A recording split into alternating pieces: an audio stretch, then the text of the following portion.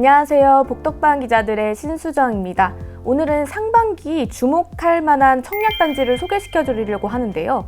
박지민 월영청약연구소 대표님을 모시고 이야기 나눠보겠습니다. 안녕하세요. 안녕하세요. 안녕하세요. 월룡입니다. 먼저 올 상반기 수도권 청약단지는 어떤 게 있을까요? 서울 먼저 볼까요? 이제 우선은 이문, 그놈의 이문이 1구역하고 3구역이 있는데 누가 먼저 분양이 나온다 하다가 누가 먼저 나올지 또 확실해지지는 않은 상황인 것 같아요. 그 이유가 항상 조합마다 여러 가지 그 이해관계자가 엮여 있다 보니까, 그래서 서울에서는 이문 1구역, 3구역 합치면 일반 분양 세대가 한 2,000세대 정도 돼요. 근데 거기는 분상제 지역이라서 특별 공급 물량 53%를 제외하면 47% 일반 분양이 있습니다. 그러면 약 1,000세대가 공급하게 되는 거죠. 그곳이랑 장위도 마찬가지고요. 또 시세와 분양가 차이가 크지 않을 것 같은 곳도 분양을 많이 막 안 쏟아내고 있어요.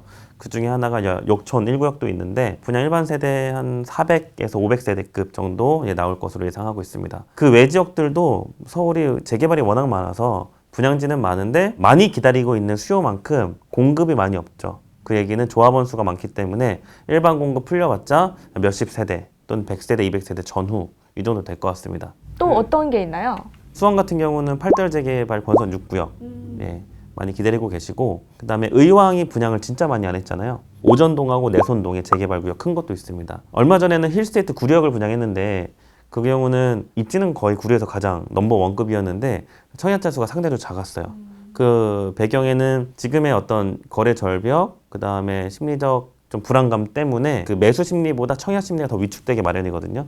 그 최하 위축된 상황에서 분양을 해서 우리가 당첨되기 쉬운 결과까지 나왔는데, 이걸 비추어 봤을 때 다른 경기 지역에서도 재개발 재건축 분양한다고 하면 보다 낮은, 서울보다 훨씬 낮은 점수로 당첨 가능하다, 이렇게 생각하시면 되겠습니다.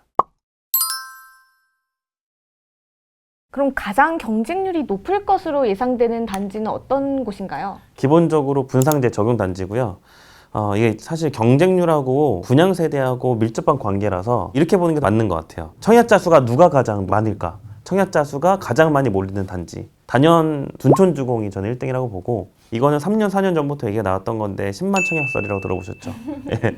충분히 가능한 지역입니다. 말씀드린 이문이나 장위나 이런 구역들은 5만 명 이상도 저는 예상을 해요. 예를 들어 1,000세대를 분양하잖아요. 5만 명이 접수하면 500대 1 이런 식이라서, 근데 100세대를 분양하는데 500명이 청약이 들어왔다. 그거 500대 1이잖아요. 그래서 어떤 경쟁률 지표보다는 한 단지 내에 몇 명의 청약자 수가 들어올 거냐, 그거는 둔주가 1등이고, 그 외에 분양가 상한제를 맞이한 지역들 살펴보면 일단 강남 4구가 있겠는데 송파나 이제 강남 서초 이런 지역에서 특히 송파도 잠실 쪽에 있는 진주 아파트 나 아니면 문정동 136구역 이런 데가 있는데, 이런 데도 분양가가 10억대 초중반 나왔을 경우는 청약자 수는 몇만 명, 2만 명, 3만 명 이상으로 아무래도 대출 문제 때문에 그럴까요? 대출이 안 나와도 시세보다 한 절반에 가까운 분양가이기 때문에 그렇게 분양가 예상대로 나온다고 하면 청약자 수 엄청나게 몰릴 겁니다. 그 중에서 만점 통장이 보여질 것으로 예상되는 단지가 있을까요? 원펜타스 같은 데는 충분히 가능하죠. 예. 특히 강남은 반포에 있는 신축 아파트들이 지표인데 평당 1억에서 1억 2, 3천 찍었잖아요.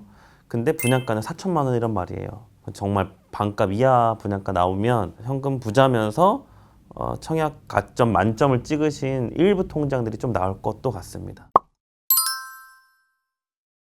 지방단지 중에는 어디를 좀 눈여겨봐야 될까요? 저는 이제 광역시 세 곳을 좋아해요. 인천하고 부산하고 대구를 좋아하는데, 이유는 규모가 큰 만큼, 그리고 오래된 동네만큼 재개발 재건축이 많아요. 그래서 인천과 부산이 재개발 재건축도 많고 조합원 수가 상대적으로 적으면서 일반 분양 수가 많아요. 그래서 대구는 아무래도 지표가 약간 불안하다 보니까 그 내부에서도 많이 잴 것 같고요, 청약 여부를. 근데 인천과 부산에서는 크게 잴 만한 동네는 많이 없다라고 보여서 인천, 부산의 대단지 위주로 보시면 특히 가성비 있는 당첨 결과 나오지 않을까 싶습니다. 그 중에서 가장 경쟁률 높은 단지 하나를 찝어주시면 어딜까요? 얼마 전에 그 온천 4구역이라고 레미안 프레스티지를 부산에서 분양했는데, 거기 떨어지신 분들이 아마 양정 1구역이나 대연 3구역 이런데 입지 좋고 싼 분양가에 2배 정도의 충분한 청약 마진이 있는 곳을 노리실 것 같습니다. 근데 한 가지 주의점은 뭐냐면 공공택지하고 서울의 일부 지역이 민간택지 분양가 상한제 적용이잖아요. 근데 부산은 민간택지 상한제 구역이 아니에요.